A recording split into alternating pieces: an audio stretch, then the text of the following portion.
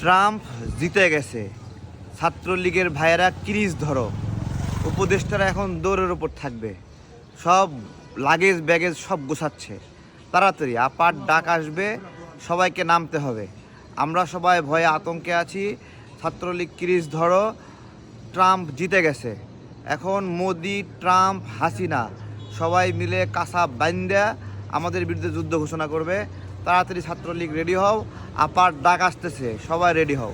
কমলা Harris Indian বংশোদ্ভূত হওয়ায় Indian পুরোহিতেরা কমলা হ্যারিসকে নিয়ে পূজা অর্চনা শুরু করছে, যে পূজার মধ্য দিয়ে হিন্দু পুরোহিতরা কমলা হ্যারিস তাদের বংশোদ্ভূত, তাদেরকে জিতে দিতে হবে। এইটা দেখে ট্রাম্প ফেসবুকে পোস্ট করছে যে হিন্দুদের পক্ষে, এবং মোদিকে ভালোবাসা জানাইছে। পাশাপাশি বাংলাদেশে হিন্দুদের উপর নিপীড়ন হচ্ছে এটাকে সম্পৃক্ত করে পোস্ট দিছে।